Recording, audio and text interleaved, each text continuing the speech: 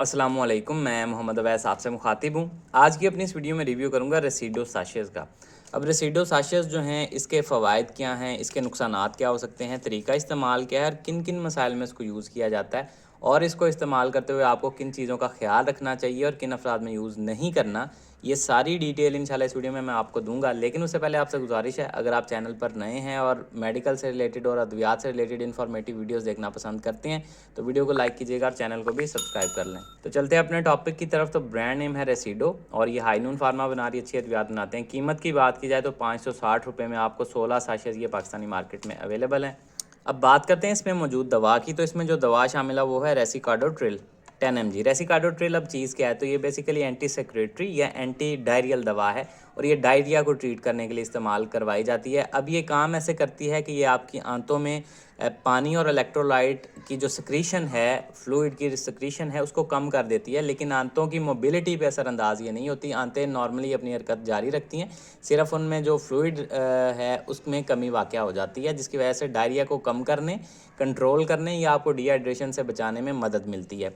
अब जिन कंडीशंस में इसका सबसे ज़्यादा इस्तेमाल होता है उसमें पहले कि जैसे मैंने आपको बताया कि एंटी डायरियल है, तो डायरिया में ही यूज़ की जाती है। अब डायरिया क्या है, अगर दिन में 3 से 4 दफ़ा से ज़्यादा आपको लूज़ मोशन या पतले पखाने आते हैं तो इस कंडीशन को हम डायरिया कहते हैं।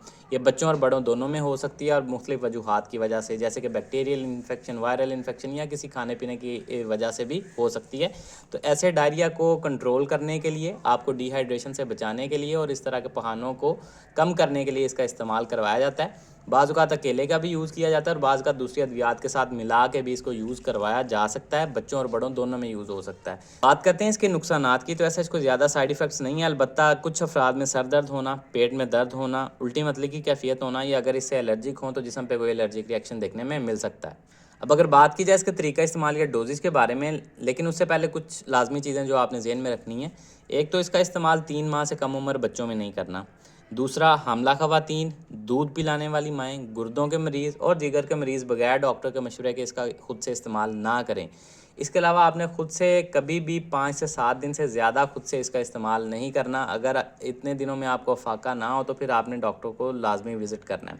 इसके अलावा किस कंडीशन में नहीं यूज़ करना, अगर साथ में आपको ब्लड आ रहा हो, खाने के साथ ब्लड आ रहा है या शदीद बुखार है या म्यूकस आ रहा है आपको, तब आपने इसका इस्तेमाल नहीं करना, फ़ौरी डॉक्टर से रुजू करना है। तरीका इस्तेमाल या डोजेज़ की अगर बात की जाए तो मोस्ट ऑफ़ द टाइम बच्चों में, छोटों में इसका इस्तेमाल 1 साशे डेली एक दफ़ा किया जाता है। बड़ों में 1, 2 या 3 साशे इस्तेमाल करवाए जा सकते हैं दिन में। कंडीशन के हिसाब से डॉक्टर आपको प्रेस्क्राइब करते हैं।